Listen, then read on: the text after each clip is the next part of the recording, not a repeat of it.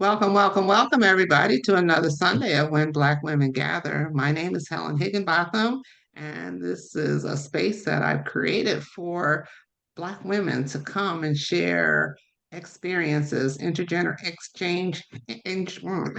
intergenerational conversations, and just share what makes us unique. Today, we have the pleasure of having Dee, and I don't know why I don't see Dee. There's Dee. Well, there we have the pleasure of having, I'm calling her Dee, Deidre Foreman. Hey Dee, how are you? Hello, how are you? So Dee is gonna talk to us. We're gonna talk about let's talk the JJ. And I put in the emails and everything. I think everybody knows what a JJ means. I wanted to call it something else, but I thought, well, people might not like that, so we'll just call it the JJ. But in the Black community, it's a taboo subject that we don't talk about our women's parts, all of our parts. Not amongst each other. Mothers don't talk. I hope we're better. Let me say that. So I'm glad this is in a generational call so we can see if it's better. But historically, it wasn't. We didn't talk about, you know, what to expect for your period, how to, you know, um, anything about the vagina was just taboo almost. So I think the premise of this particular play is to elevate that conversation. Would that be correct in your assessment, Miss D? Yes, I would say that. Yeah. So D, if you want to go ahead and excuse me while I'm talking, while I'm doing your introduction, if you want to share your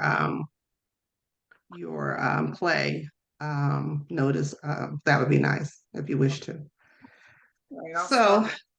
Mm. okay. So Dee is actually she's a Jersey girl, like many of us on this call are. And later in February, she her production company is going to be showing this play, The Vagina Monologue, and you'll see the information there. It's in Wyckoff, New Jersey. But today we're going to talk about the play, and hopefully folks in New Jersey will support the effort, but we're also going to have a conversation just about the play and how it relates to our everyday lives. So let me just say a little bit about Dee before I turn it over to her and her cast. Um, so Deidre is a Jersey girl born and raised on the Jersey Shore. She is a published author, educator, and thespian of the arts. She is president and CEO of Center Stage Productions, an independent theater and event production company that specializes in monologue and spoken word productions. She produces live monologues and spoken word for the professional and non-professional stage, off Broadway dinner theater, and private and corporate venues. She is always searching for new talent. So if you're on here and you got some talent and you're in Jersey, I say you reach out to her and collaborate. That would be great. Um, the play that she's currently directing is on the screen there, and I hope that you will support her in that. She also does work at Martha's Vineyard. I've seen her out there myself. Um, and that's for the Black Film Festival. If you haven't done that, I strongly recommend it. It's in August. This year it looks like the date you have here is August 13th, but it's usually that whole week. So I strongly recommend that if you haven't done that. Her experience in the arts spans over 25 years. She was formally trained in acting and poetry writing in college. She has written, directed, and performed in off-Broadway and main stage one-act plays. Some of her credits include Mad Forest, written by Carol Churchill and directed by Maria Vale. The Vagina Monologues, which we're going to talk about today, which was, is this written by Eve Ensler? Yes. Um, Lesson Before Dying, which we all, I think, know the book by Ernest G. Gaines. Mhm. And you've done For Color Girls Only, for Color Girls Only, for Color Girls Who Have Considered Suicide When the Rainbow Is Not Enough. I think we've all seen that at some point in our lives, whether it was on Broadway or the TV adaptation. So she's got an extensive history. Her passion for the theater is complemented by a gratifying career in higher education, which is where she and I met. We worked at the same College in New Jersey. She earned a PhD from Rutgers University, a Master's of Art from NYU, and a bachelor's degree from Montclair State. She was an adjunct professor of Africana Studies and Social Science, and she was a visiting professor at Kwame Nkrumah University of Science. It's nuts, Science and Technology in Kumasi, Ghana, which is really exciting. Um, and she is a member, as I'm sure many of you ladies are, of Alpha Kappa Alpha Sorority, Jack and Jill of America, and many other professional organizations. And on that note, I'm going to turn it over to you, Miss Foreman, I'm sorry, Dr. Foreman, and it's all yours. But I'll be here in the background. Anything that you need, let me know. Okay, thank you so much. Very excited to be here today. I believe that a couple of my cast members are here, ladies. If you wouldn't mind being on camera. In the meantime, I am going to share. Okay, so we have Clara. Yeah. I'm gonna add them to your spotlight. Okay, thank you so much. Okay. All right, I can't see everyone. Clara, there she is. Okay. And is it Iris? Iris McKenzie? No, Issa Melise. Correct. Hi. Yes. YSA. There she is. How are you doing? I can't see because you're sharing your screen, so I can't see who they are. Let me stop. Okay, I see Miss Perez. Okay. Hello. Happy to be here. And I think Miss Stevens. Miss Stevens. Okay. Add to the spotlight. Okay. I don't believe Tammy Nicole Cooper is here yet, but she will be chiming in with us after a while. So we are here, very excited to be here today. This is wonderful, wonderful opportunity. So yes, as Helen said, we are putting on a production of the Vagina Monologues by Eve Ensler. Myself, I've actually performed in the production. This is probably my fourth time actually performing in the production. This is my second time directing the production. It's very exciting. It's very intense. Like Helen said at the top, the subject matter is very, very critical and very important to womanhood. One of the reasons that Ms. Ansler, obviously the piece was written for several reasons, but most importantly, it's the focus on womanhood, right?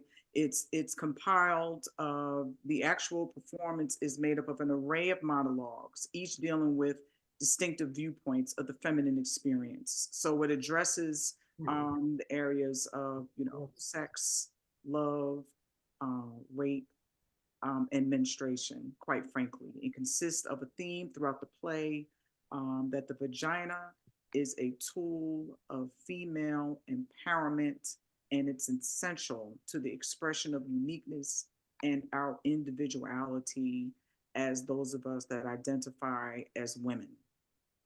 We probably can go on and on about our own personal experiences with womanhood based on our the generations that we come from. It looks like we come from all walks of life, just us alone that's here on this call, different ages, different generations, our family, our culture, how it was spoken about in our households. Very different experience for all of us. And the play does a wonderful job at exploring those experiences. The play was produced off Broadway by David Stone, Willa Shalit, Nina Hessman, Dan Markley, Mike Skipper, and the Araka Group. It was originally produced by Home for Contemporary Theater and Art at the HERE here. Randy Rollison, artistic director, was Barbara Busacatino, and the producing director in association with Wendy Evans Joseph. So I must give credit to all those individuals for writing and producing this play. So for the purposes of the performance that we will be performing next month on Saturday, February 17th, obviously it is coming from a cast of women of color. So what we bring to the performance is our experiences as women of color, and in terms of us being able to identify with the actual human beings that were interviewed in order to create this play. Okay. The play was actually written again by Eve Ensler, and she conducted interviews with women that come from an array of backgrounds. She interviewed hundreds of women. She interviewed older women. She interviewed young women. She interviewed married women, single women. She interviewed women who identified their sexuality as being straight, women who identified their sexuality as being lesbian.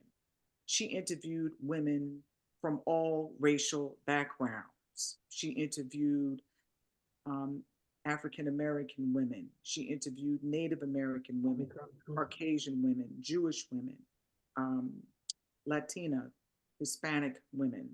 She talked to women that were willing to give their input and insight on their own personal experiences with their womanhood. Women who are willing to talk about love, women who are willing to talk about relationships, women who are willing to talk about even the negative experiences that they might have had with their womanhood. Okay. And like I say, that is something that has been taboo in a lot of our families, a lot of our homes, a lot of our marriages, a lot of our relationships. And it's very unfortunate. But I view this play as an opportunity for liberation. I believe that Eve Ensler has given a voice to those women who are willing to speak about their personal experiences. And so the goal as director with this fantastic, fabulous, phenomenal cast that has stepped up to the challenge to step into these women's stories, to bring these stories to life. My goal as the director is try to encourage and bring out this notion that we can see ourselves walking in the footsteps of these women who were so brave to share their experiences with Eve Ensler. She is my hero. She is a hero because, like I say, this is so difficult for all of us to talk about. So what we are going to do is I'm going to take a moment actually and introduce and give you a little bit of information on the background of this wonderful cast that is here with us today. They are phenomenal women, and it takes a lot of courage, in my opinion, to be able to step up to this role. I'm very impressed with all of them and what they are bringing life to these portrayals of women from all walks of life. It's very, very difficult. It can be very difficult because the content is something that we are just not used to talking about, and or we've been forbidden from talking about it. Okay. But women empowerment is women's liberation, being free to be able to have these conversations. Okay. So um, actually, maybe you guys could just kind of raise your hand. We have Miss Stevens, Chineri, correct me on anybody's pronunciation. Because I Hi, called, everyone. she is an actor, Um, commercial, print model. She is going to be reading on Saturday, February 17th. She will be portraying Woman 2 in monologue hair. She will be the vagina happy fact. She will be not so happy, reading not so happy fact. She will be reading Woman One in the Coochie Snorcher monologue. And I was there in the room. Very powerful conclusion to the end of the play. Would you like to say something? well, hello, everyone. I'm so excited to be here and to share the space with you all. This is such a beautiful piece, and I'm honored to share the space with such beautiful, talented actresses such as yourselves and with Ms. D. Thank you so much. I'm so excited to bring this work to life. It's beautiful, and it's such a taboo topic, but I'm excited to just tap in. So Yeah. Thank you. Can you tell us real briefly what is your woman too, and what is the theme of your monologue? So I do three monologues. Happy Vagina Fact is definitely more women empowerment, in my opinion. You'll see, especially when I read it. And then Not So Happy Fact is an education on female genital mutilation, which is very, very still common to this day, which is very, very unfortunate. And then the last monologue is I Was There in the Room, which is the experience of a POV of seeing childbirth take place. And it's such a visceral experience. Even the wording specifically is gut wrenching, but it's also celebratory. It's beautiful and it's an emotional arc for sure. So I hope that answered your question. But yeah, I can't wait to do it. Thank you. Yeah, you're welcome. Liz Stevens has a very interesting background. She is classically trained actress. She's born and raised in New York City. She studied at the American Academy of Dramatic Arts, where she earned an associate's degree in occupational studies. So I am very happy to have her as part of the cast. We also have Miss Clara Tristan. She's an actress, a TV, film, and hair actor. I'm sorry, TV and film actor. She will be reading the monologues Hair, Coochie Snorcher, um, 6-Year-Old Girl, The Not So Happy Fact. She is a Latin American actress from Panama. Her profound love for experiencing and developing her craft as an actress has led her to New York. After getting her MFA at the Actors Studio School of Drama at Pace University, she became the first Panamanian member of the legendary Actors Studio. Clara, would you like to? Hi, I feel very honored to be here with all of you guys today. Yeah, I feel empowered by this piece. I was talking to someone recently and I was thinking, some of these words should be outdated, should be not a problem anymore. And I was trying to, I really kind of wanted to say that they were, but I couldn't. And that was extremely challenging because it means that we still have a long way to go as women. And I mean, and of course the women of color have I guess numerous additional challenges in the industry and in the world, and so I think this is very important. Yeah, so I'm happy to be part of it. Thank you so much. And Clara, Yes. thank you so much. Thank you so much. So we'll be coming back. Isa Malise Perez. Where are you, Isa? Isa is Hi everyone. TV theater. She's going to be reading our introduction piece 1 and 2. She'll be doing the vagina workshop. She'll be reading 1 and 3, and they beat the girl out of the boy. And then also Coochie Snorcher 1 and 3, and 1 and 3 in our conclusion. And I want to give her an opportunity to speak at this time if she would like. Hi everyone. I'm really happy to be here. Thank you for holding the space for this conversation to take place. Initially, I wasn't going to be able to attend, so I'm just really grateful that everything kind of worked out so that I could be here today. I'm really grateful to be a part of this with Dr. Deirdre.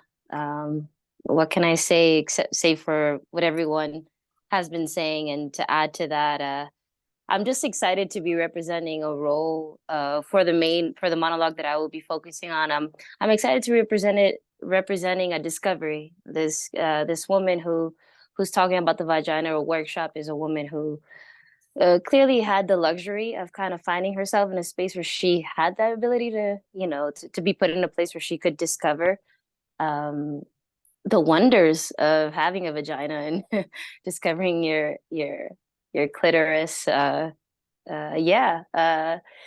uh, I'm just excited to be a part of this. I'm a little nervous. I don't know why. It's just everything that everyone has been saying so far has just it's very humbling to be working alongside all these actresses that have such a vast background. Yeah. I do think though that hopefully with this, the women or the persons who will be in that room will find themselves liberated and feel free to use the word vagina. I, for one, I have a niece who's 9 years old, and I'm doing my part by, making her feel comfortable with the term vagina. My sister is not really keen on it, but whatever, we have to kind of demystify that area because it's so important for our liberation. I mean, life is not just suffering, it's obviously pleasure too. So yeah, I don't mean to ramble on, so I'll cut it there. Issa Malise was actually born in Paterson, New Jersey, very local. She's a multilingual actress, linguistic virtuoso, effortlessly Merci. using her talent through English and Spanish and French, 3 languages. For now. There'll be more. Based in projects in multiple languages in Paris, France, and the United States. So we have an international component here. Yes. So I wanted to maybe open it up to the audience to ask questions at this time. If you'd like. Any questions about the production? Any questions before I talk a little bit further about the actual monologues themselves that we will be doing? So I put in the chats, when Issa said how we don't call it a vagina, if you all could just, I mean, when I was a kid, we called it the pocketbook, the kitty cat. We had all these crazy names for it. And I'm sure everybody on this phone remembers something that your mom told you to call it, except the vagina. Yeah. Yeah. Well, in my instance, I remember growing up and having my mom call it popola or cuca or chocha. It was one of those threes she would really revert to oftentimes. So there was popola, cuca, and chocha. I see Which sounds like it. TT, Flower, too. You guys are sending these messages directly to me rather than to everybody. So you might want to change your setting to say everyone. But I see TT, I see Flower, Tutti. And it's interesting because I'm going to guess that some of it is cultural, right? So in the Latino community, what'd you say? You called it Chocha, TT. everything but. But I think that was based on the fact that we've been raised to not be comfortable with it. I remember being in 4th grade, and there was a film that they did for that we had for in 4th grade. If you were getting your period, well, even if you weren't, your mother had to sign for you to sit through a class where they talked about periods, because even that, like, don't say that word, right? Periods, and they showed you how to use the sanitary napkin, which back then had some kind of belt or something. That was before they had the adhesives for you next generation. Got easier. So anyway, if you all want to chime in, or if you just want to continue with your program, Wendy, I see your hand. What do you guys call it in Trinidad? Hi, I'm in the Hi. Caribbean. Hi, everybody. It was wonderful. I first saw I can't remember, I think it was in the 90s. I studied in New York, and I came back to New York to visit with my family, and we went to see the Vagina Monologues. Can't remember if it was off Broadway, but it wasn't with Black women, all Black women. It was really, I can't remember now, but I didn't see a lot of Black women in that play. Also, I saw, in answer to Helen, I saw for colored women, I think it was in the 80s, the early 80s, I saw that play on Broadway. And I saw for Sarafina, and I got an autograph from Hugh Masekela. Put on your dancing shoes on Freedom Day. That was an autograph that I still have here. But talking about vagina, my role, I'm a family therapist. For most of you to know my background, studied in New York, came back home because I wanted my children to be brought up in a country where they wouldn't be second-class citizens being Black, and they would be successful. They'll see successful Black people amongst them and people of color. And I took that journey back to my husband, and I took it. But in my work, in my professional work as a family therapist, when I went, you have to go out this way. Somebody needs a mute. I'm not sure who that is. Go ahead. Go ahead. okay, so I before I left the Ministry of Health, I worked in the community, in therapy in the community health centers in St. Patrick. And what I did before I left the Ministry of Health is I asked one of my colleagues in New Orleans to send me dolls with body parts. And I went around to nursery schools, what we call between the ages of 3, you call it pre-K, I think in the States, the ages of 3 to 5, to start that journey of knowing their bodies, particularly for women. And I remember getting a lot of opposition from the nurses in the community telling me, how could I teach 3-year-olds how to say no, how to know their bodies themselves? The biggest thing for me was not the names that their parents taught them to call the vagina, that I knew of because my mother used to call it butterfly, saltfish, all kind of different names we had for it. But the biggest thing for me was keeping your body a secret. That was your private part. And that privacy extended to where if somebody was abusing you, you talk about it because it's supposed to be a secret. And in my training for the pre-K nursery schools, I think I did 15 of them before I left the Ministry of Health. And in my training, what I did try to get across is the right name, which the kids talked about, the vagina and penis, because they were boys and girls, and loving their bodies and knowing how to say no. The most important touch to me in my training was the uncomfortable touch, where a trusted adult keeps kissing you all the time on your cheeks, and then all of a sudden you start to grow up and they start to move it towards your lips. I think that was important, and to understand that your bodies, all of your bodies, belong to themselves and to you, and it's okay to name their parts what they are. It's not just for biology, or it's not just for science. It's for you to understand that this part is not a secret to be held if you're being abused. And I think I'm going on too long, but that's what I was able to do many years ago. And I still continue to do that. And my children, of course, benefited from that. And they knew the vagina. I called it by name. And Yeah, I told my... I see some remember, people put in the chat that they were not Yeah. allowed to use Yeah. name. They had to use the actual name. And I think we're moving towards that. Thank you, Yeah. Wendy. You're most welcome. And Yes. With education, just help Go with ahead. that. Go ahead, Dee.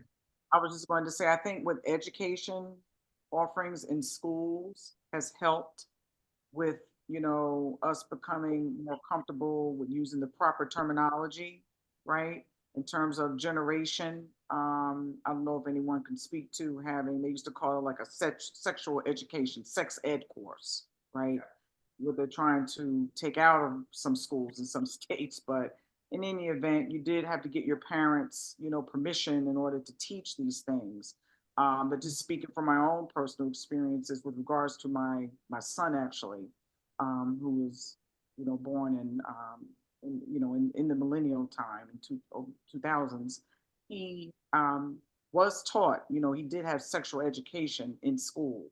And, we did have to sign a permission slip. So he did learn proper terminology about, the body parts, about,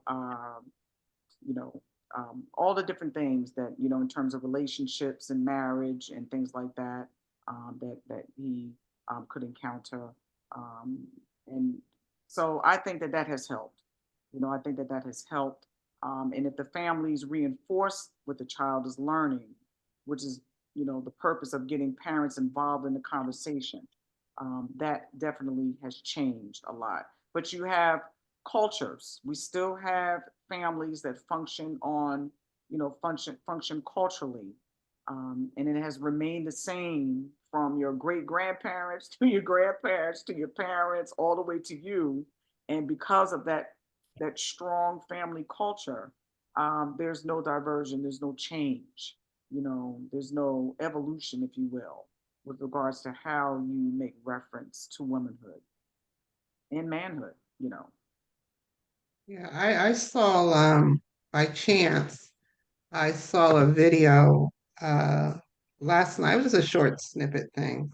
And a young lady was saying that her mother hears her but doesn't understand her. And the mother says, "Give me an example." And the example that she gave was she had expressed to her mother that, somebody had touched her or what have you. And her mother did not do, and her mother didn't do anything. She said she didn't even respond. And the mother expressed that she couldn't respond because she had that trauma from her own childhood that she had not resolved. So it was just kind of interesting to watch that exchange. So she wasn't equipped to deal with it. So when Miss Noby talks about the secrets, so when you talk about the vagina, it has trauma, it has secrets, it has power. I always say my mother never taught me the power of the pee. And and I hear now where you hear girls are taught to treasure it, like it's a diamond, it's yours. I don't think, and my mother was progressive. I don't remember a whole lot of conversations about any of it, your vagina, sexuality, And I know that we have women on here from different generations, so it'll be interesting if I'm not going to call anybody out, but if some of our senior women would want to tell us, like, what was it like when you were growing up? I remember an elderly friend of mine who recently passed away told me that when she announced that she was going to get married, her her fiance was older than her, and her family thought, well, why are you getting married? They thought she was pregnant. And she literally had to show them um, her period. She had to show them that she was bleeding, you know. So these kinds of things, or girls who didn't get their periods and, they were older. And, I think my Aunt Lillian was like 17. And, that was very old. And, I remember her saying, they made them drink stuff and take stuff and like, what's wrong with you? So I don't know. I'm doing all the talking. I thought, anybody else have anything they want to Yes, share? yes. Can I say something? Please. Okay, I'm born in New York and I'm sort of older than some, but I came basically from people with religion. And it wasn't so much that it was bad, good, or pink or purple. It was you weren't, my mother was a Jehovah Witness, my family is Muslim, and my grandfather was a minister. So they wasn't even thinking about you being sexual or anything like that until you got married. And in New York City, with the vastness of New York, um, you you had levels of consciousness. If you drank, smoke, and doped, they'll tell you be watching your drinks and things like that. But they have very promiscuous people, and they also have these little tiny little 2x5 little flip books, and they would give them to boys, to the men, to show them all different um, um, um, positions. But when we were coming through, I mean, a kiss was something. Talking about the best of it, it was hush. And some of the sisters I grew up with, made oral love to some men into the basketball, football, and they talked about them like that they would they would accept it, but they wouldn't marry them. So we came in a generation of going back to Africa, Martin, Malcolm, all those great souls, but it was something that's kind of lost now. I mean, it was, I got married at 17. So the only thing I got was I was supposed to be, make sure if my husband, um, after the third or fourth day of my period, moved to sanitary napkins. So, because that was my job to make him happy. And, they told you things like that, but it wasn't anything about calling it a name. It was just those people born in My mother was born in 2017. So those people coming from that generation, they just had a different set of values.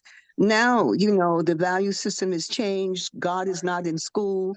People don't really have a real spiritual consciousness. So education took over and people are sort of free. So that's all I want to say. But with the religion, I have a sister that's married 47 years. She did not get married and she was chaperoned until she got married. And that's what most of them did that came from religion. They had religious belief systems that prevailed. Don't have sex before marriage, blah, blah, blah, blah, blah, blah. Okay, I'm done. Yeah, that was a big thing. You had to keep your virginity. I mean, they would actually take you to the doctors and make sure that your hymen was still intact. Mm-hmm. I Mm-hmm. don't know what's happening now, but hopefully not that anymore. They used to take a douche with something too, because some of the older women now, what they used to do, you'd have an older sister, and she would just gather a lot of the young girls and tell them all kinds of stories. We'd be sitting there like we watching TV because people weren't watching TV that much.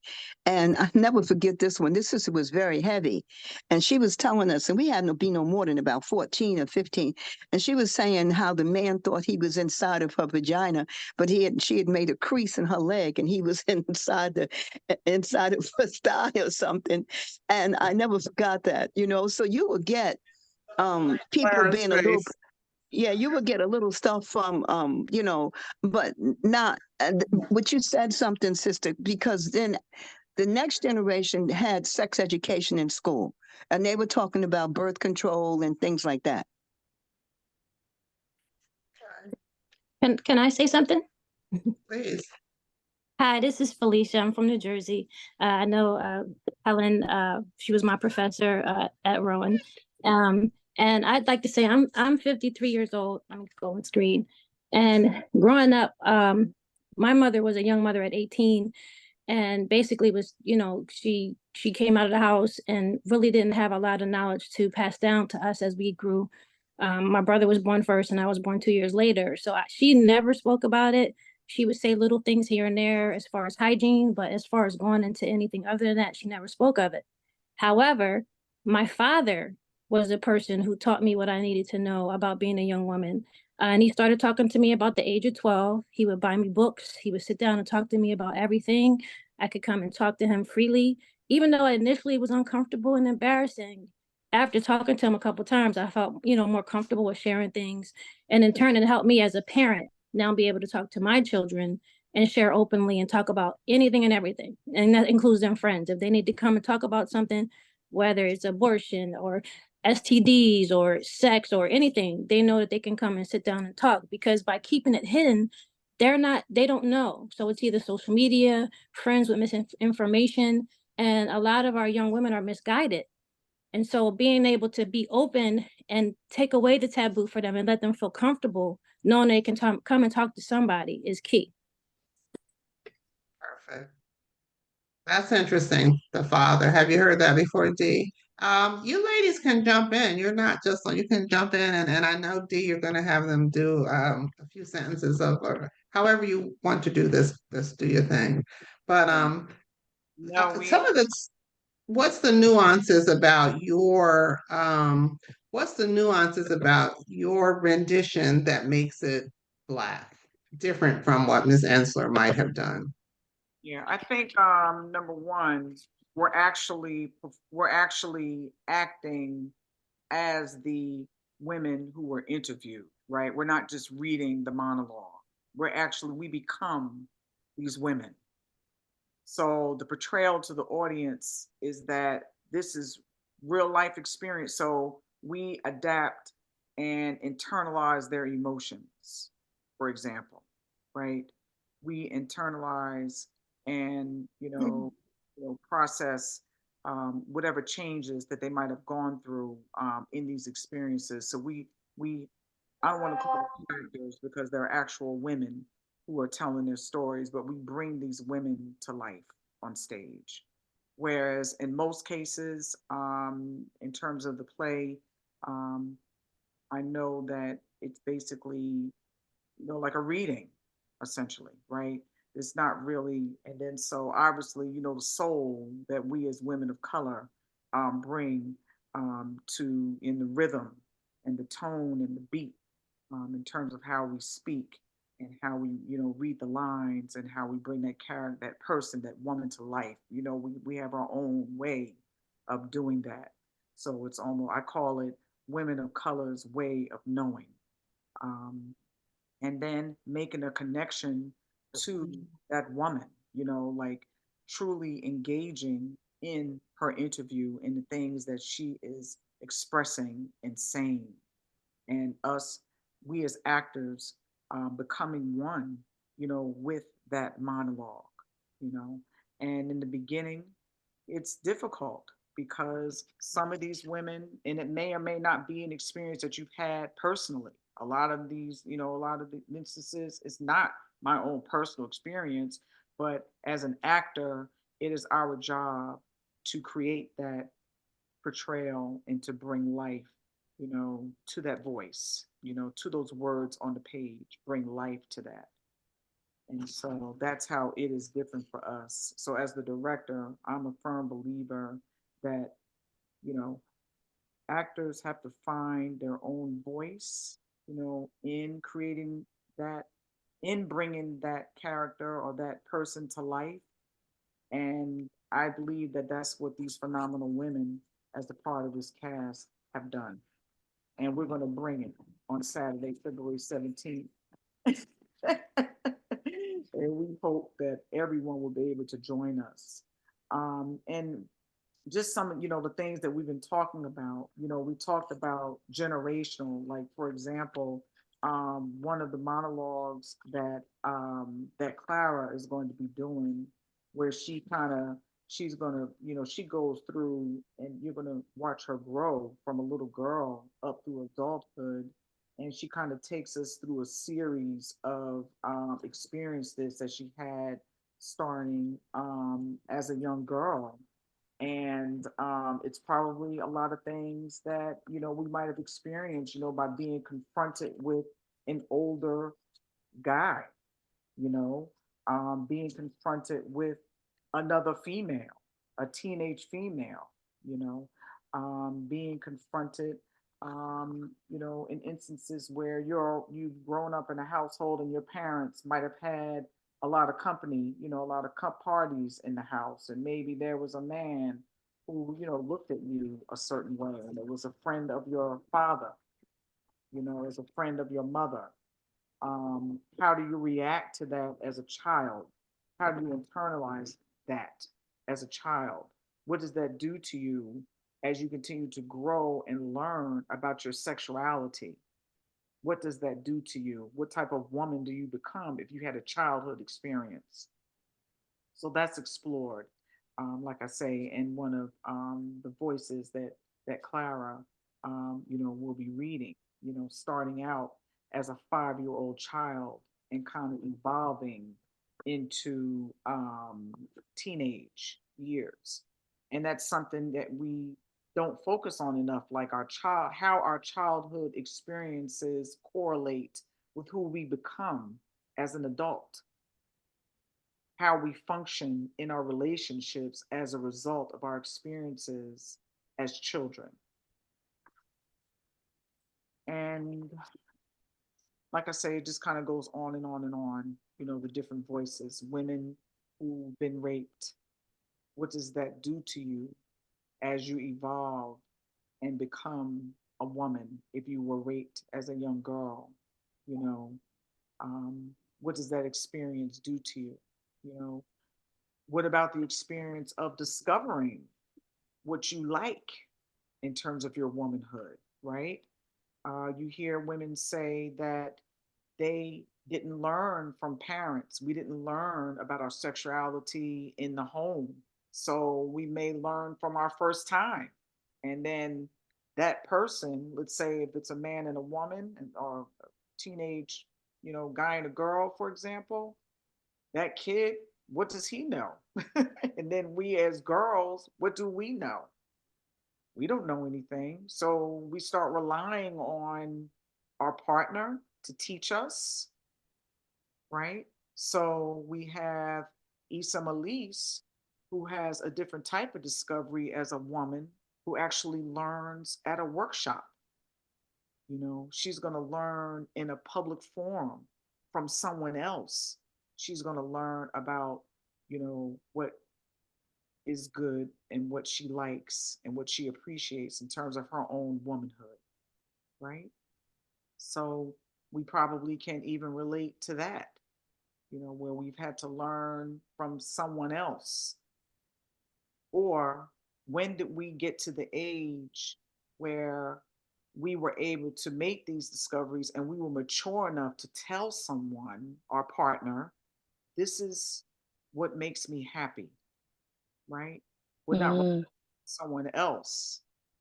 And how do you not hurt their feelings while expressing that? Yeah, by kind of appropriating yourself of your own pleasure. Right. It's a hard line to walk for sure. Mm.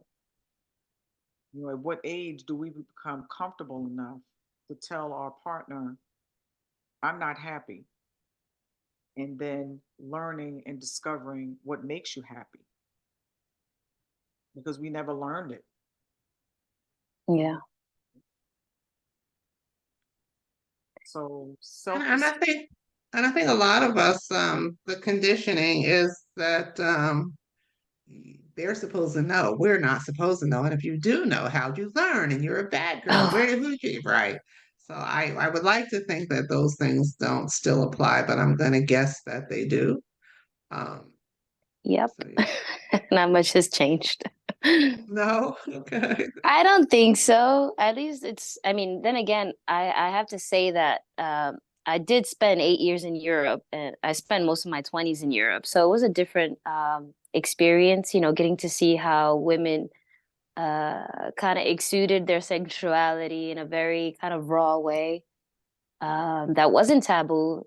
So I guess, yeah, my experience is different, but because of that exposure, um, but I still think that there is still that underlying kind of expectation that a woman doesn't talk about how many partners she has, or if she has had that experience, how does she relate without being judged or put in a box. It's still something that it's some rough terrain that women still have to navigate, I would say. And even I would like to go back to that whole education bit about how some of us were educated or some of us didn't grow up, with the access to sexual education in the public school system. I think it's interesting you use the word education because I would, in my experience, I grew up in 1992. So I graduated, I was born in 1992. I graduated high school in 2010. And throughout my 4 years in high school, I found that the sexual education curriculum was like very much, it wasn't education, it was more fear mongering and miseducation. Um, and so I kind of had to, yeah, I would say that you had to learn on your own, from your own experience. And maybe this is off topic, but going back to hygiene as well, you mentioned, somebody mentioned something about hygiene, and it brought me back to being a child and being told you really have to scrub hard there, and then you fast forward to years later, and as an adult you find out that in fact you shouldn't be putting soap all up in your vajayjay because your pH balance is going to get all fucked up. So that was something. It was funny how that kind of memory, That like I is was brought back funny. to being 6 year old, crouched there, when you have that kind of bathtub situation, but you're not really taught to shower, so you just crouch there and you're rubbing yourself full of soap, and before you know it, it's itching and it's burning down there, and then for a week you're irritated and you don't even want to tell your mom, because if you tell her, she's gonna ask you, who touched you down there? It's like, the conundrum.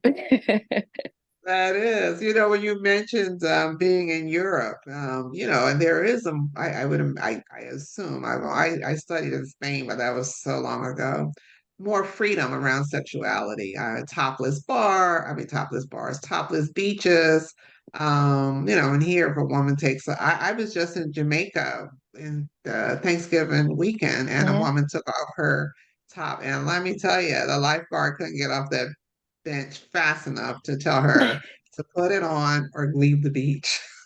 Oh, I guess wow. there are beaches that allow it, but this beach was not, it was a family beach. So, and Mm. even breastfeeding, I don't know, women in the United States don't Oh, show your breasts. If you're breastfeeding, cover it up. So we got hangups. And you like to think some of them have subsided, but maybe not. no, I What think there's what still, there's, sorry. I no, go think ahead, please. someone was speaking. Who was that? Judy? I It don't know was who that. me, but I didn't know Perez was going to talk. Sorry, I can talk after No, you no, finish. please, by all So means. what helps us in the Caribbean, especially Trinidad and Tobago, with that problem of sexuality are our soca artists and our old-time calypsonians. Like we had, if you ever listen to calypsos by Sparrow, the mighty Sparrow, you will hear pun on it, all saltfish sweet. Saltfish is a dish that the Caribbean people make. Jamaicans make it with ackee, a fruit that comes from a tree, and they mix it with saltfish. Is really salted codfish. For the slaves in the older days, never used to get the fresh fish in the Caribbean. They had to give it to their masters on the plantation. So they will salt fish, the ones that are left over. They will put a lot of salt and have it for, have it last. If you salt something like herring or anything like that, you have it cured. And the word I was using was cured. But getting back, he would say all salt fish sweet.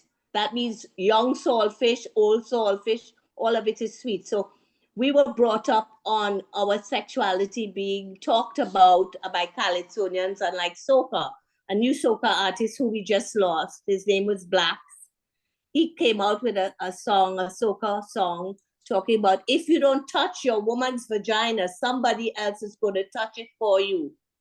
Somebody's going to touch it for you, and he's going to, if you all, I don't know how many of you have been exposed to soca and calypsos, but that's where a lot of us learn and are able to be comfortable because our men make us comfortable most of the times. I'm not talking about coming from households that are religious. And I identify with the speaker, I forgot her name, who talked about religion playing a big role in suppressing sexuality. Mm.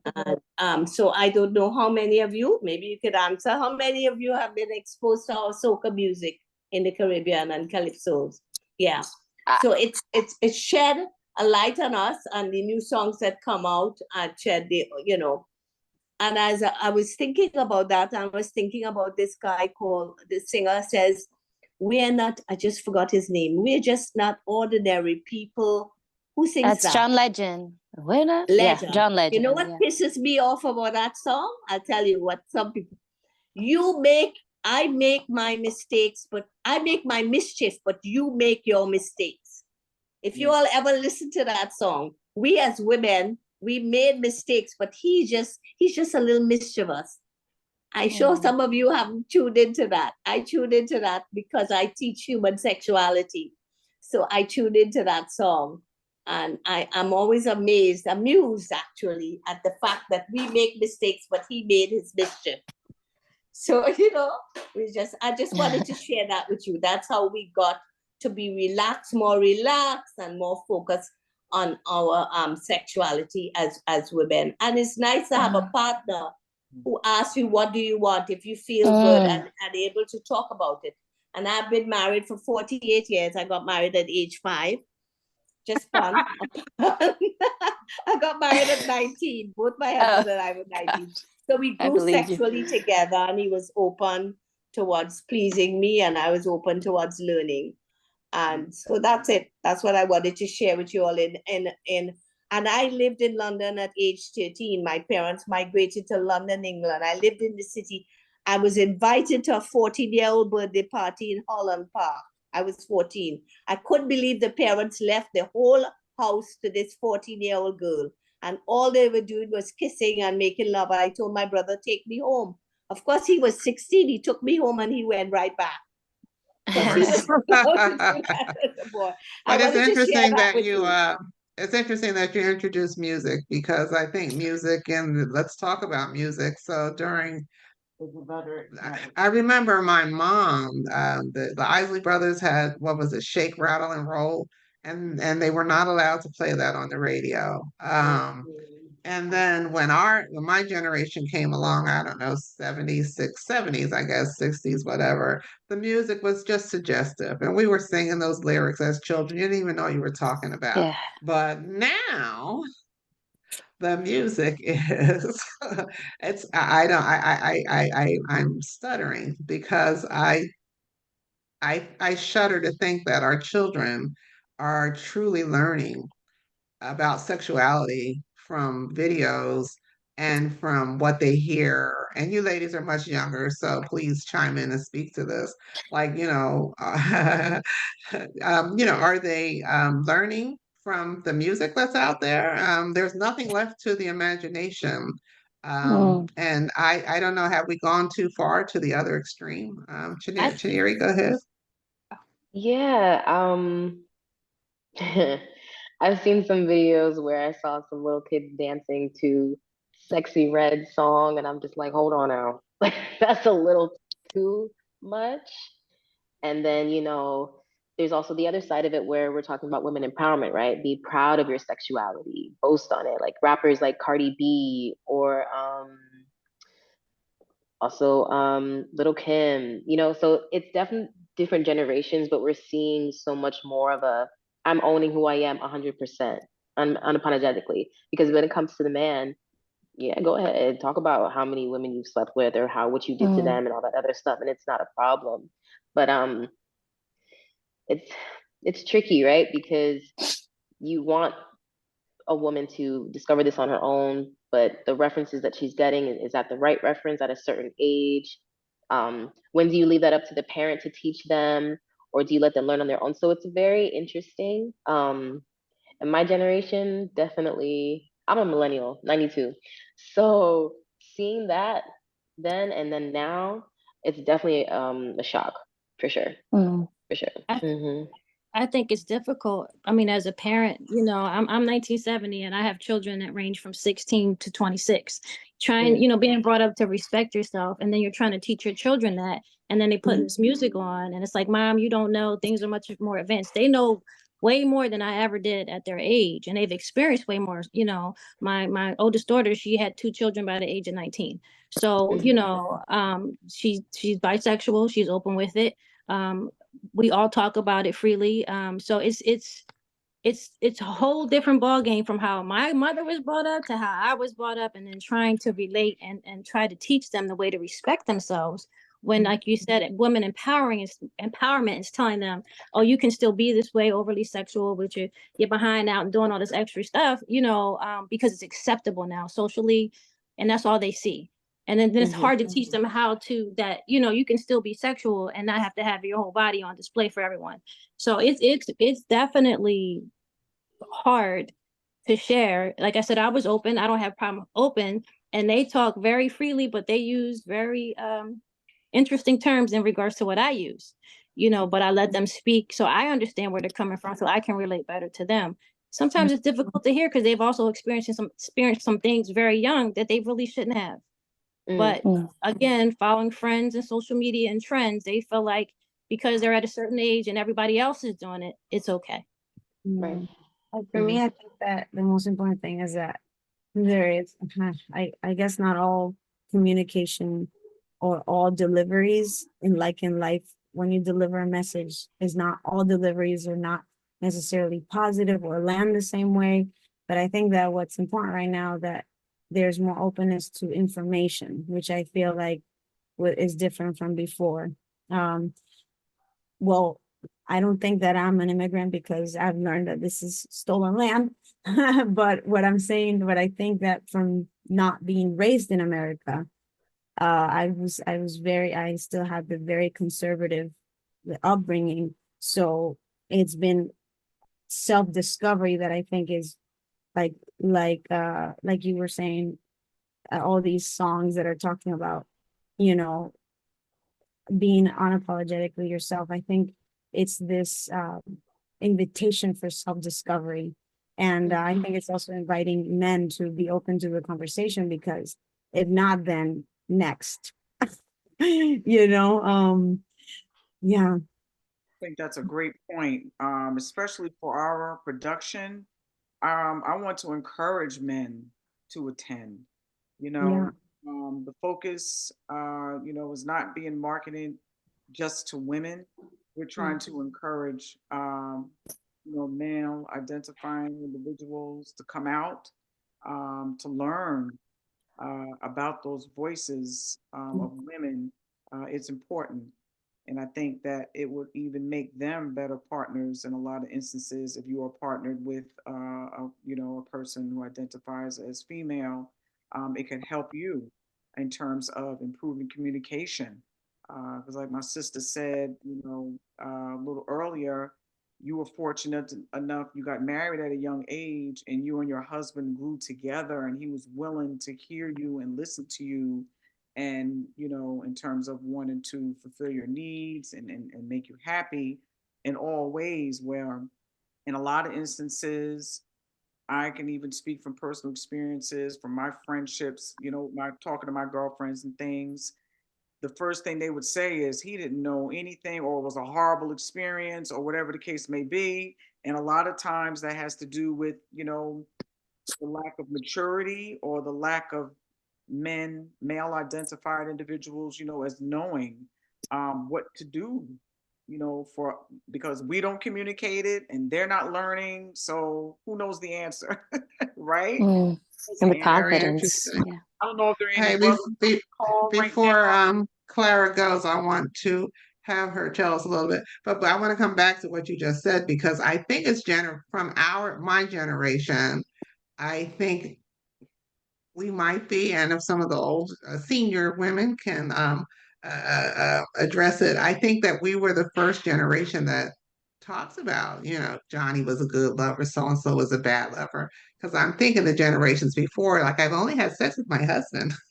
Mm. So anyway, so we can circle back to that. But before you go, Clara, because she just texted me that she has to leave, can you just tell us overview, what is the high level of the characters that you're playing, and what you got out of it, and what you want the audience to get out of it when they come see it?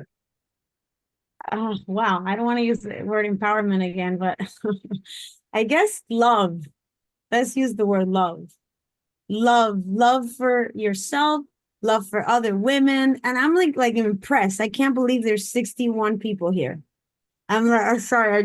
Maybe I haven't, been part of a strong female community like this one. And I'm so in awe of this. I'm going to tell everybody that I was just in a Zoom call with 61 Black and brown women. I was just like, I can't believe this. But I think that love for yourself, love for other women. And the reason why I was saying the women part is because I do feel like there's so much, or at least, the stories are about our lack of solidarity with each other.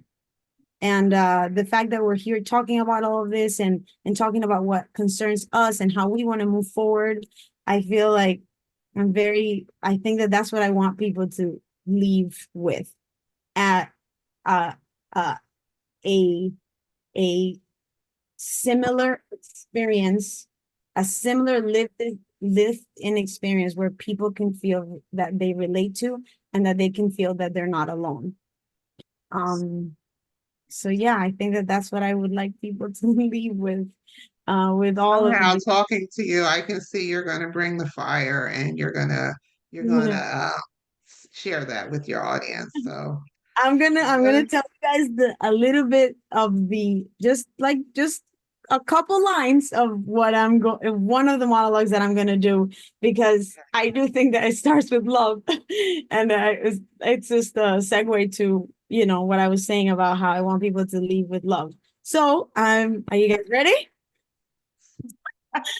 Oh well, listen. I just want to say that you just cannot love a vagina unless you love hair. Am I right? Like, many people do not love hair. My first and only partner hated hair. He said it was cluttered and dirty. He made me shave my vagina. That's it. They got to come to the show to see the rest. What comes next? Woo! You got to come to the show to see what comes next.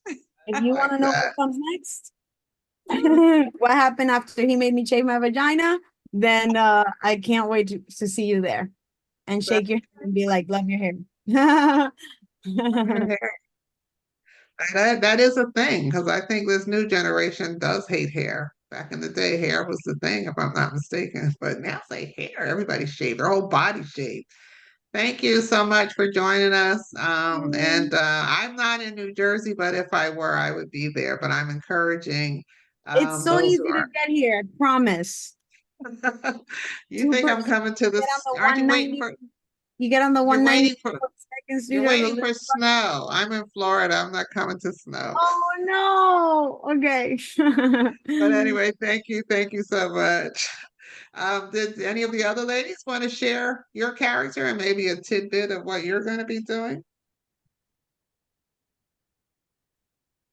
No, you don't have to. Dee? Got to come to the show. Oh, that was the teaser. That was enough of a teaser. That was a teaser. That was the teaser. Dun, dun, dun, dun, dun. Location and time. People are asking for location and time. Oh, Dee, can you guys drop it in the do you have a small thing to drop in the chats of Yeah, your Yeah, there is drop another something in the chat. terminology that we didn't discuss that the older Go ahead. generation may have referenced down there. You're Oh down yeah, there. absolutely. One of the monologues I'll be talking about down there as an older woman. Eventbrite. Someone is asking for the Eventbrite link. I'm trying to look at it. Yeah, let me share the screen again. Oh, so you can use your phone. Yeah. Yeah, let's So see. people can use their phone. Let me find. You can go to okay, I'm going to share my screen again. And the information, eventbrite.com, or you can scan this QR code right here on the screen Let me try. directly to the ticket location in event. It's dinner theater. So it's a full course dinner, wine and beer, which I failed to mention. Adults only 21 and older. And it is a full course, appetizer, salad, entree, dessert, coffee, tea, beer, and wine, soft drinks, all inclusive. It's a beautiful place. The Brick House is a beautiful location. Go into the event. The Brick House in Wyckoff, New Jersey link is also there as well, and you can check out the space. Very nice. It is located at 179 Godwin Avenue, Wyckoff, New Jersey, which is in Bergen County, New Jersey. And it's probably about 25 miles from the George Washington Bridge, west of the George Washington Bridge, right down Route 4 to Route 208 or Route 17. Okay. I tried to do the QR code and it wouldn't do it on my phone. Yeah, same. So what I'll do also, leave Yeah, I will you have shared that with me, so everybody on this call, I will send you the flyer for her event. So and I don't know what contact information you want me to give folks if they want to reach out to you directly yes, for more information. so the email is in the Eventbrite, but in the Somebody chat said, can they buy tickets at the door on the day of the event? Is that possible? on Eventbrite at the door on the day of the event, if you would like.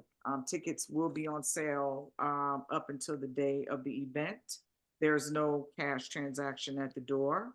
What I'll do is I will put my email address in the chat for Okay. those that would like to reach out with further questions, but the information I got it. on the Eventbrite is very extensive. I'm putting my name and I just put the link in the chat just so people. oh, thank you so much. So the I link, also put the Instagram. I don't know if that would help, but for the Center Stage Productions. Yes, thank you. And we're also on Facebook. You can find us on Put Facebook. everything there so people know where to find you. Absolutely. Find Miss us. So Miss Gloria, I'm gonna call you out because I always do, and you always let me.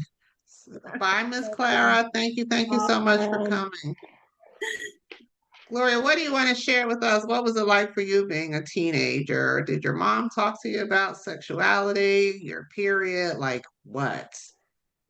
My mother was very open, and I was blessed that I could discuss anything with her. However, I was brought up in a very religious background, so you didn't talk about the pleasure of the vagina. It's just the hygiene, and you should wait until you were married, and that particular thing. And it was called the booty, or down there. But I got married very, very young at 17 because I was an unwed mother, and I was taught that you should marry him, which was a big mistake. I didn't love him. We had nothing in common. So, not knowing the results of that, I was just from that experience, I raised 4 daughters, and I was always very open to them, and I always talk to them about sexuality, and you don't have to marry someone to have sex. But when you brought up in a religious background, you're supposed to only have sex with your husband, or you should get married if you have sexual desires. So, but that's How what they many do. how many of your friends would you say got married just to have sex? Ooh, I don't know. I'd No, probably I'm say just saying, that. was it a But trend? I knew girls that talked about having sex all the time. And to me, it was like a curiosity because it was taboo, you know. Why But did you even call it sex? Because that was taboo. that was taboo, right? yeah, doing the thing or whatever. We did it. We did it, We did girl. it. Just did it. You know what What it about was. what about our Yes. parents when we first started menstruation? The reason for menstruation, or what could happen to you as a result of menstruation, right? Like Right. now you can get pregnant,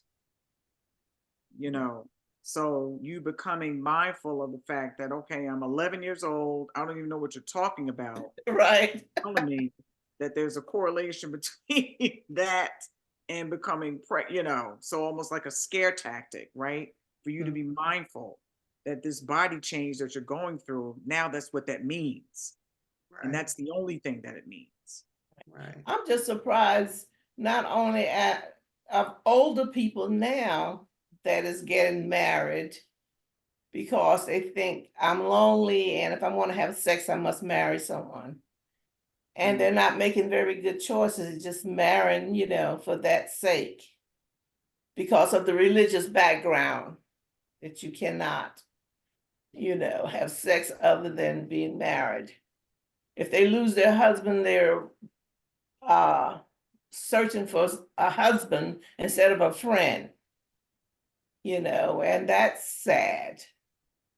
That's very, very sad because of the religious background and the stigma of religion, or you going to hell, or you're not a good person if you have sex. So that stigma, you have to fight through that and say, I'm not going to accept that. I know I enjoy my body and who I am, and I have to be very selective when it comes to a partner. Instead of just marrying anybody, because you may marry somebody and they may not be, I don't want to say sexually competitive, but you may not enjoy them. That's right.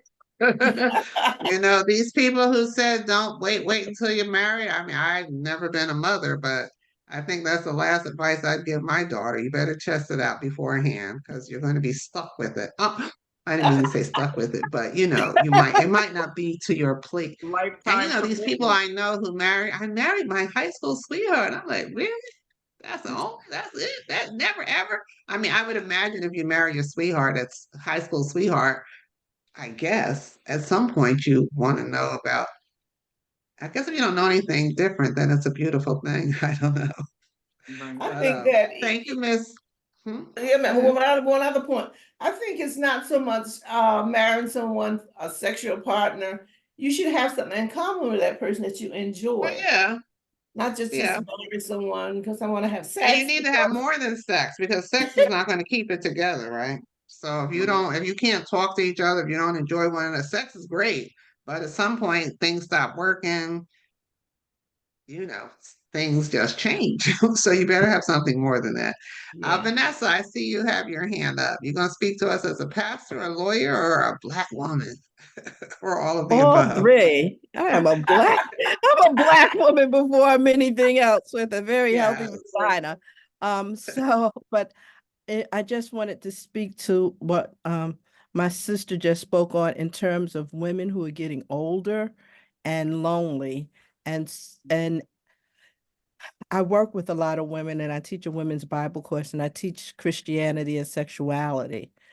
And I think one of the things that we need to stress among older women, because there's a certain tradition and socialization there, is really to teach them how to love themselves first.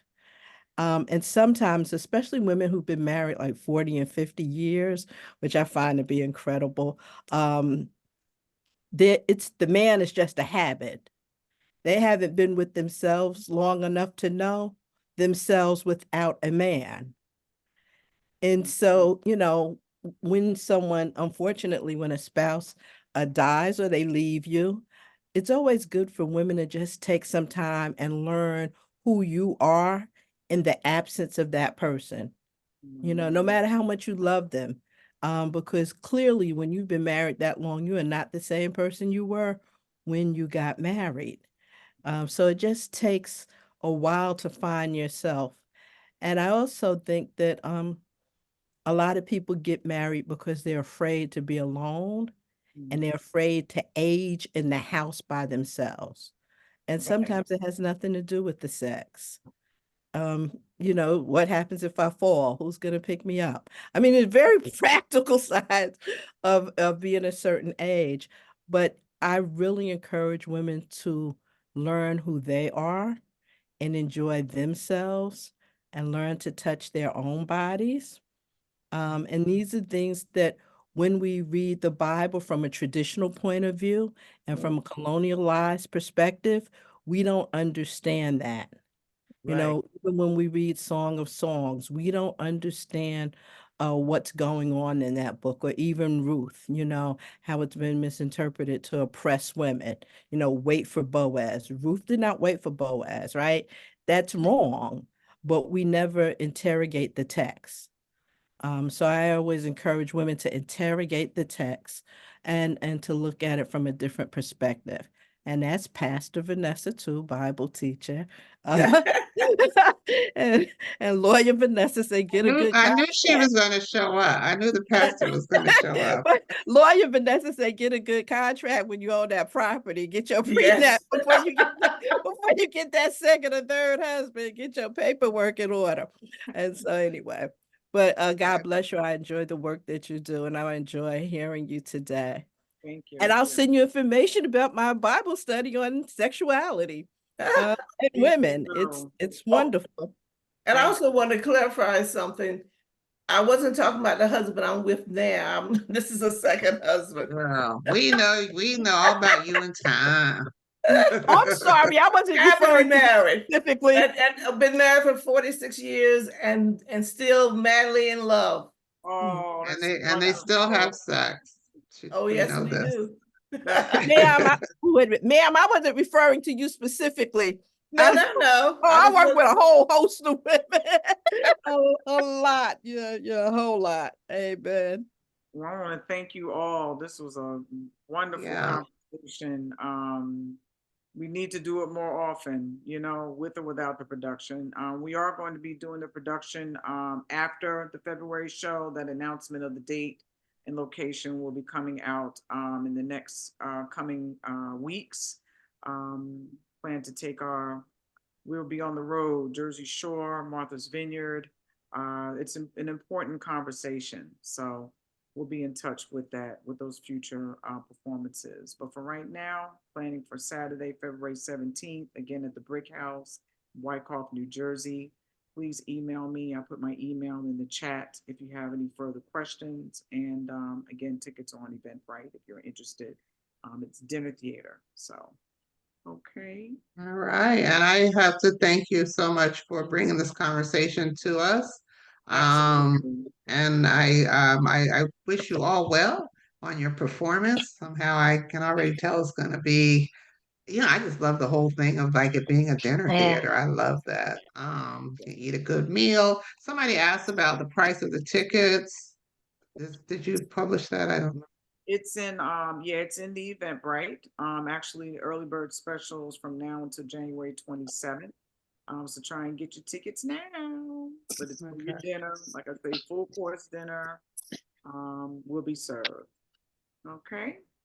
Glad you mentioned the age because that was by Issa. That was Oh, one of the actually- questions. All will be served. There's also a Go bar, but beer and wine are included in the tickets price. Okay. Issa, you wanted to I say wasn't- something?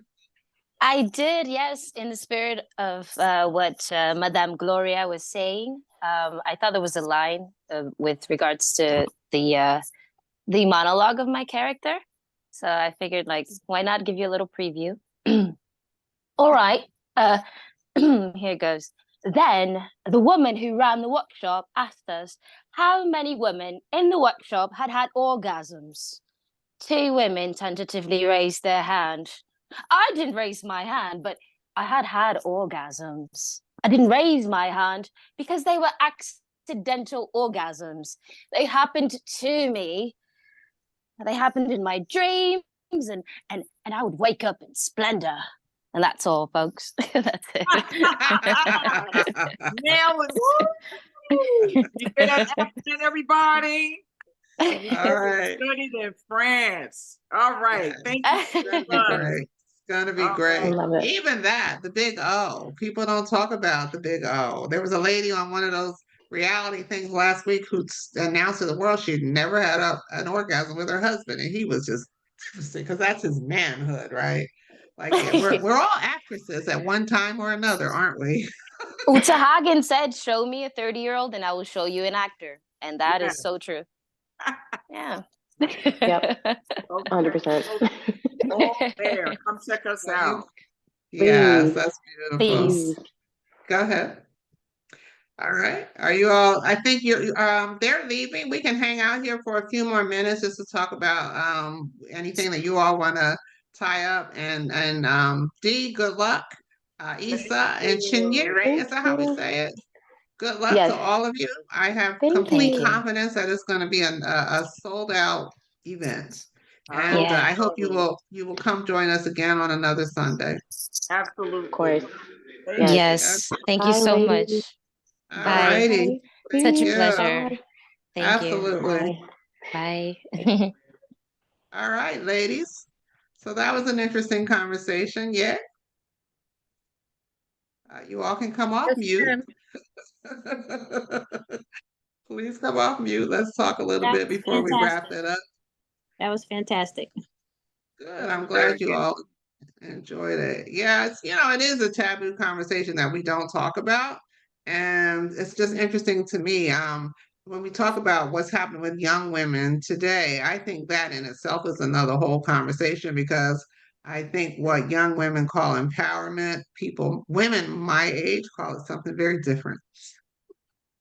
And you try not to be judgmental because I'm sure our parents were judgmental of how we dressed and what we did, but it's a whole new ball game. I think. I don't know. Yes. Vanessa, your hand is up again, or is that an old hand? It is a new hand. What I'm surprised about is not so much the young women, but the women who are my age. I'm 65, that I see on their Facebook reels who are basically naked. And I'm saying, were they waiting their whole life to take their clothes off? I don't understand. I mean, we're all empowered now. I preach in leather pants. I think that's daring, but I'm concerned with just the moral fabric now of the country and how women see themselves and how much they feel they have to give to be accepted. So that's my concern. The young people, that is a whole issue. But when, my peers and older, much older, that really concerns me at this point. And then, you have to get to the whole thing when we talk about that conversation. I think another conversation is, at some point we crossed over from being mothers and instead started being friends with our daughters. And did we take that? And that started, I think, in my generation. So did we take that too far? I'm not sure. Does anybody have any thoughts on anything? We're just talking at this point. Okay. All right. So, I'm sorry. I think to some degree, it has been taken too far. Because I think it becomes a point where your daughters don't respect you with experience. I think they see us on the same level at times because we are sharing woman to woman, but oftentimes they don't understand. Sometimes we're sharing experience that we have, and they may feel like they know a little bit more than they do until they get knocked off their feet and we got to pull them back up. I mean, I think the goal, I'm sure, is to create, a climate where our kids can come and talk to us about anything. Um, but I think at the same time, our kids, young people, let me say young people in general, are looking to grown-ups for direction. And I think sometimes we're not doing that. So, um, but anyway, I hope that we've come farther along in terms of, sexuality, what's acceptable. Um, you know, uh, like I said, I was in fourth grade and there was a whole afternoon with just the girl students, and they talked about, periods and like we didn't even know what the heck they were talking about, you know. You just knew this thing was going to happen, and I don't even know if they explained that you were going to have blood in your pants. I don't know because I remember getting my first period. I had on light blue pants, and even though I knew this thing was coming, I did not handle it well. I would not go to the nurse's office because remember, I used to tell you they used to call your little friend. When your friend comes, it was not a friend. I was a mean person. I don't need friends like that. And I had cramps every month. I had cramps, but yeah, so it was not a good experience getting my first period at all. I don't I know think how anybody else. I'm for sorry. me, I was the last one in my friend group to get it. I was 12. So most of them had already been through it and shared. And I was at school practicing for a gym show and bled through all my clothes. And I was, fairly embarrassed. But now in this generation with my daughters, we talk about it so freely that they were all prepared. They already had stuff on them because they knew it was coming. And, they came home and said, oh, it came. And it was just kind of like, where I think it traumatized me and my friends of my generation, whereas my children were way more prepared for it. And it really wasn't something that was taboo. They didn't feel uncomfortable discussing it. It was just deciding on what products they wanted to use, and that's it. Can some of the senior ladies talk about what did they do before they had Kotex? The sanitary napkins. Then you have belts, and did they use cloth? Like, I don't know if anybody wants to be that graphic. Well, I'm 78 and it was always sanitary napkins. Yeah, I was just getting ready to join you and say that, Miss Gloria. I mean, when do they think we were born? In caves? Thank you. Oh my God. But I've heard that. What interesting, when I was in Kenya right before COVID, there was a woman I met and she had created some kind of panty with a built-in Kotex. And what she said, I'm sorry, Miss Johnson. No, I don't think you were born in a cave. But she was saying that, in the countries will send, trying to do something good for Africa, they will send women all these sanitary napkins, not recognizing that a lot of the girls in the bush, they don't even have underwear. So they don't even know what to do with a sanitary napkin. So but somehow I just thought I remember at some point there weren't sanitary. So I know for us, the sanitary napkin became adhesive. Maybe that's the difference. I have an OBGYN sitting in here in my family room on the sofa, and she made me make that comment. Thank you. Can she talk to us? Like, tell us what happened. Okay, are we? I'll let you talk with her here. Where is she? Talk to I'm, us. Oh, I'm Noreen Fleming. How are you? hi, Miss Fleming, Dr. Fleming. So tell us, what are you And seeing? Changes in. I said to Attorney Johnson over here, who's calling me out, that is that the Facebook group? Because I belong to that group. And it is, because I see Helen Higginbotham. Anyway, good. that was my mother's generation, and my mother was born in 1924. And I remember people talking about they used to take rags and tear up the rags. And that's where that thing about don't air your dirty laundry on the clothesline came from, that expression, because they would make those girls scrub them rags until they were absolutely spotlessly white. And so, and you weren't allowed to hang some dirty, nasty rags on the line with little tiny blood spots in them. No, you weren't allowed to do that. But in our generation, we had Kotex. But yeah, that's what she said. She did. said she was 78. And yes, it's just like graduated from high school in 1967. So my generation always had birth control. So, birth control was invented like in the 1960s. So by the time I got ready to graduate from high school, there was that option of birth control. Now, my son's generation, his little woman, she always had birth control to the point where that's the generation that was on birth control for 20 years. And then they start having babies. So that's why you see all these women out here now, 40 years old, and starting to have babies.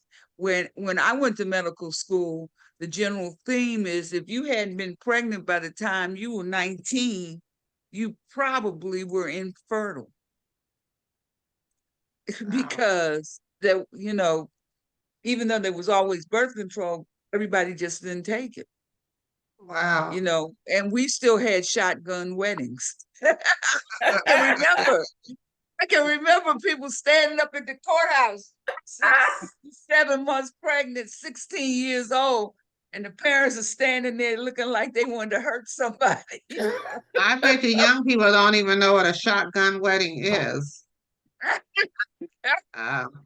For those of you who don't know, that means my daughter's pregnant and you're going to marry her. And I'm going to be here with my shotgun to make sure you do it. That's right. And we are not But having those no poor women, they were so babies. Yeah. And then Yeah. you have girls who got pregnant and they went away for the summer, went down south or whatever, came back, no baby, no nothing. So, all of that.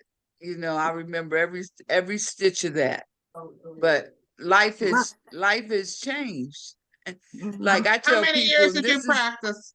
How many years did you practice, Dr. I graduated from medical school in 1979. So I'm just thinking the progression of things, what did you notice? Right. So that's we had our 45th reunion this year, I think, for medical school. I finished I went to New York and trained in New York City at the original downstate, which they closed a couple of years ago, which was Long Island College Hospital in Brooklyn, New York.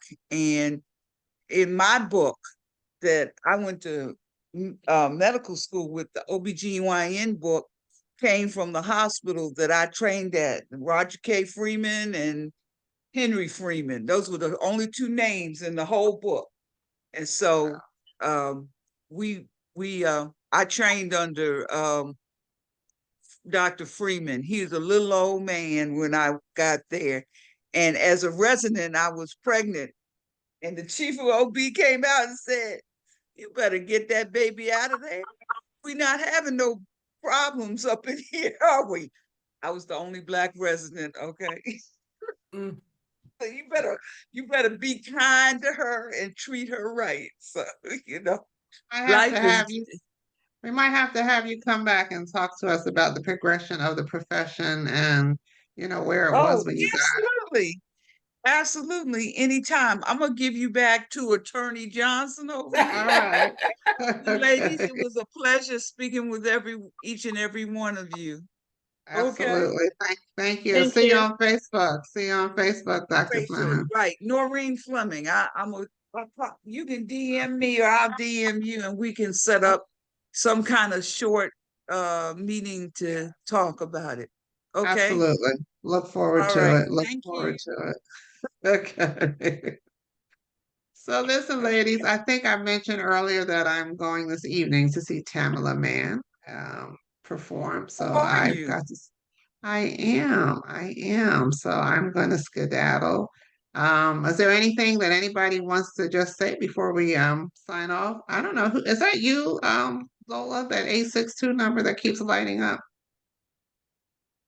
Oh, hey, No. Holland, this is me. Oh, Denise. Hey, everyone. It's good. It's good. Enjoy your show. Hi. Everything. Hi, everyone. Good. So, I just wanted to mention. I just wanted to mention. My mother was married at 18, and she had 4 sisters. My grandfather was there with the gun, and when my grandfather passed at the There age you of go. 90, when he passed at the age of 95 at the funeral, each one of my uncles got up and talked about him and his gun and how he made sure they knew right where it was. Wow. You know, the tragedy of that for me is here's some poor, Gloria said, you know, you're getting married. There's for all the wrong reasons. There's no love there, and I guess sometimes you grew to love each other, but you know how many people, both male and female, were just miserable in those marriages from a teenage mistake or what have you. So that's a hard one. Well, you know, I remember my very good friend. I'm going to tell her story, and then I'm not going to talk anymore. But she was the product of prom night, and she never had sex before. But everybody said you were supposed to have sex on prom night, and she was a virgin and got pregnant. But her mother didn't make her get married. They didn't make them get married and everything. So there was a lot of that, a lot Yeah, of I mean, both sides of that. I graduated high school in 1978 and went to one of the smallest high schools in New Jersey, and we had the highest pregnancy rate. I'm telling you, girls were pregnant from freshmen on, you know, going into labor in school. It was crazy. And this was not Okay, so inner city. I was said I was not going to talk anymore, but I graduated from Eastern High School in Baltimore, Maryland, not in DC, but Baltimore, Maryland in 1967. And the pregnant married teachers were not allowed to sit on the stage. Not only that, they came down the line, and we had a huge graduating class. Plus, we were all girls, 1,066 of us. They patted every single belly to see if you were pregnant. And if you were pregnant, you could not sit on the stage. Oh Wow. my God. I got to get you That's back to great. Attorney Johnson because I got a million stories that Well, would we're going bring to to hear your life. stories. We're going to have you on one Sunday. I look forward to it. So, on that Okay. note, ladies, if we can all just, I see a lot of new folks here, so I don't even know if they know what we do traditionally, but we usually close out by saying that when Black women gather, Amazing things Amazing things Things happen. happen. amazing things happen. That's our tagline. And on that note, I Okay. have to, yes, I'm going to stop recording and say good night and look forward to seeing you all next week. I think we're going to talk about living outside the country because that's something else we need to be thinking about Oh, yeah. I'm as thinking things get about it. crazy. Right.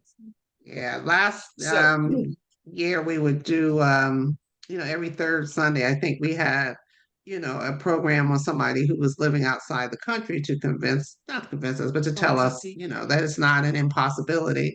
So I think in light of the political climate, we need to pick that back up. So, I read something the other day that said that there's so many expats in a lot of countries, even the ones that were very, very friendly, that they're having backlash now. I suspect that just as we try to tell people not to cross our borders, we're going to have other countries saying, Americans, we don't want you here.